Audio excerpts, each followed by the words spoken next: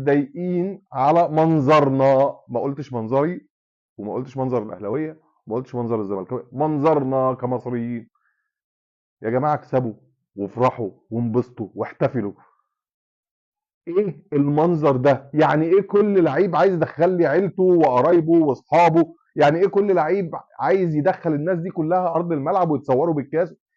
انا مش هتكلم على ناس، مش هقول مصطفى شلبي ومش هقول شيكابالا مش هقول اسامي، بس انتوا انتقدوا الغلط علشان ما يتكررش وعلشان الوضع يتحسن وعلشان شكلنا قدام الناس.